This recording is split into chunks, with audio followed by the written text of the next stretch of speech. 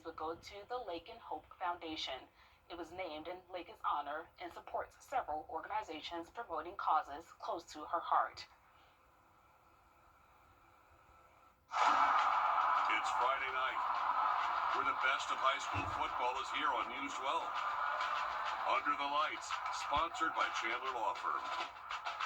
Hey friends, I can't even believe that we're at this point. 1 week left on the regular season clock, and every team knows it. Week 10 is where the urgency hits just a little different.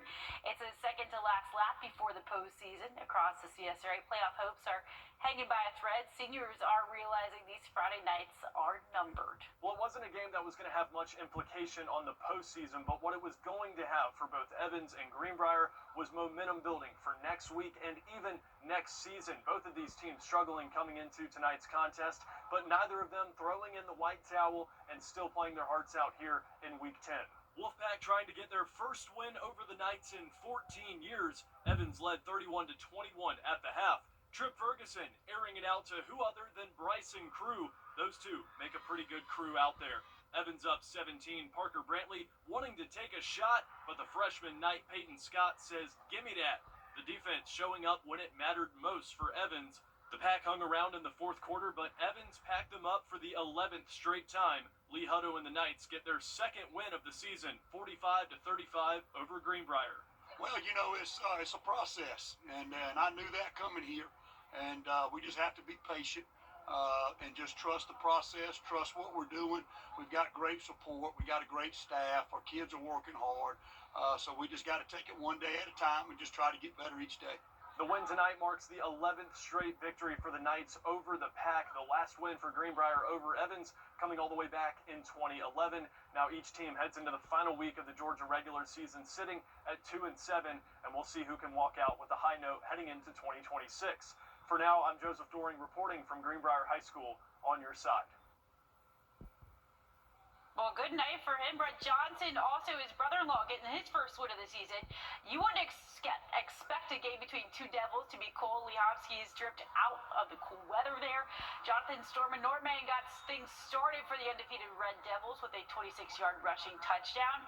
Lincoln County always a lock, and the girls in the end zone, they know it. Go ahead and let those flags fly. Did anyone order donuts? How about 8 of them? Plain Glaze. There he goes. Kelby Glaze takes it 22 yards. He put the Red Devils up 14-0 in the first quarter. Lincoln County has secured its third 9-win season in the last 4 years. Okay, we're moving to 2A. Just guys being dudes hanging on the sideline. Trying to know, guys. Okay, he says no. Dante Flono. Oh no. Not in my swamp, Glen Hills. Trying to hold him back. They don't raise the hands on this one, even though they want it. Got news for you guys. Now you can. Wildcats punch it in for the 6. Lady moves to 3-1 in the region. South Augusta, hey, Coach Stevens. Long time no see. There he is. Bears got the flick of the wrist. Rashawn Carter. You gotta love it. This isn't the Jay-Z diss track, I promise. Took him 45 seconds to score first. Coach Stevens said they spent a lot of money on those Guardian caps. Here's your cash back. Nothing but noggin. Bruce Rackins takes it out of bounds after getting the freebie, right? They end up getting 8 out of it. The Bears move to 7-2. Well, Thompson didn't have to do much at home in order to remain undefeated in region play. The Dogs of McDuffie swarmed the Eagles to keep them in their own backfield. And Noah Merriweather catching no punches like Floyd. He powers through. Chunk plays with the name of the game. Thompson wears down the clock. They go 4-0 in the region. Okay, I sent Malik to Patriots way. He came back with a Tamari play. Westside's been working on some tricks for Halloween. They're the guys that always go for the big candy bars. This was a little more scary than what they were going for. Scoreboard was a treat, though. Another dub in the books. Big Bad 9-0 Raiders are on deck next. All the Westside fans were rooting for the Irish this week to turn things in their favor. The jack of all trades sends it over the 50 to Christian Cates, he's an Under the Lights classic guy right there. All right, you got to sing it if you know with me. We got joy and pain. It's like sunshine and rain on the Irish Parade. Do not pay me to sing ever again.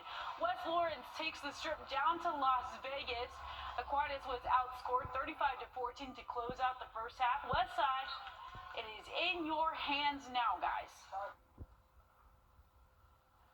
Hephzibah welcomes ARC to Big John McLeod Stadium in a game both teams need to win to stay in the Region 4-3A playoff picture. ARC comes in 3-3 in the region, while Hephzibah playing their last game at 2-5. So this one, a huge game in terms of which team will stay alive for the last week. ARC led it by 14 with a minute left to go in the half, but then boom, a peanut punch Charles Tillman would be proud of. Musketeers recover. Carson Hand goes to the air. Lothan McBride is open, going the wrong way, or so you think. Down to the 2, and Marty Thomas finds pay dirt from there. A 28-7 halftime lead, and Hand back to work in the second half. Corey Bryant Jr. finds this pass, goes lateral, and seals the deal as the Musketeers will play for the playoffs at Aquinas next week. It's not just me that's turning this thing around. More than anything, it's the kids buying into what we're selling, and that's just showing up. I keep saying 1-0, and that's just not in football, but that's everyday life. ARC gets a big road win to set up a fourth-place showdown with Aquinas at Daniel Field next Friday. In Hephzibah, Gunter Schroeder on your side.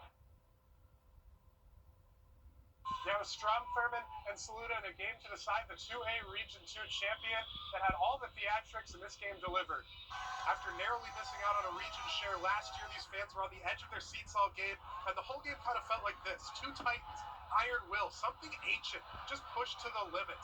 Refs finally blow this one dead after Saluda gets the first down and would go up 14-12 on the drive, but then Strom had the chance to respond. This is Bryshon Lee getting the edge, using his legs for a key first down late in the fourth. That worked. Let's do it again. This time it's Zy Rouse with the keeper to go up 4 and get us fired up 13. Then they would go for 2, fool me once, fool me thrice, another keeper, and Rouse gets it in with 2 minutes left.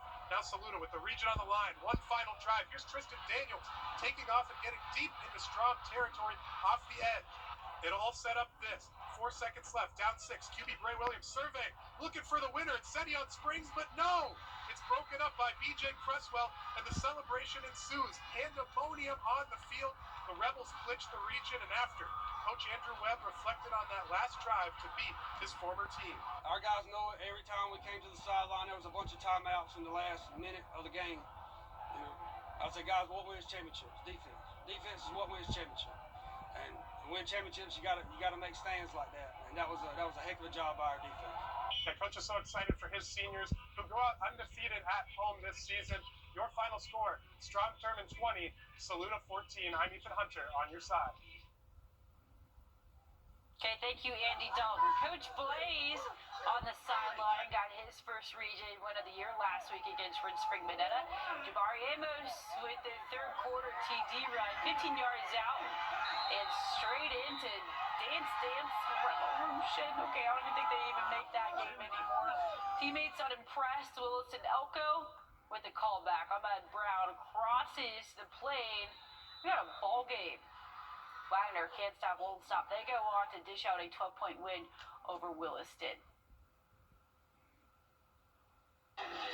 We do love our senior citizens. Thanks for playing, but don't walk. We got Zion Louis. He takes Gray back a few on 4th. You like that, guys, don't you? You won't like this, then. War Eagles deliver a 30-yard silencer in the second quarter for the first score of the game. Okay, the Hornets held Gray to just 13 points in the first half, one of the better performances by an area team against the leading 4A Region 4 team there.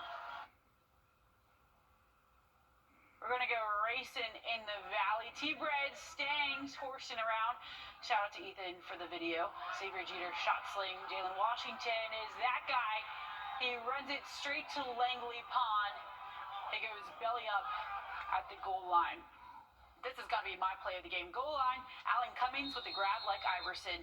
Oh yeah, he did that. Midland Valley hangs on to 4th place in the region. 43-14 against South Aiken. North Augusta went on the road to Brooklyn Casey. They picked up their 8th win of the season, 5th in region play. The Jackets scored in every quarter, doubling up and then some in the second half.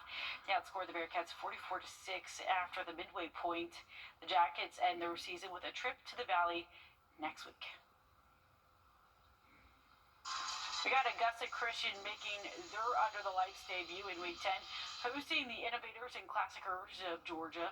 We'll go and call this the Janic Juke. He sends him right on out of there, right out of the bounds there. Willie Hughes gets a piece of the action too. He knows it, he wants it, he loves it.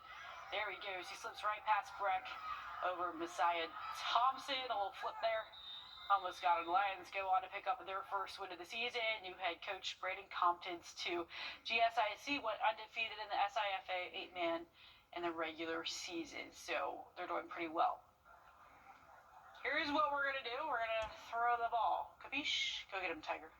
Like clockwork, Austin Lake on the other end of this one. Storm high. Storm right in the middle.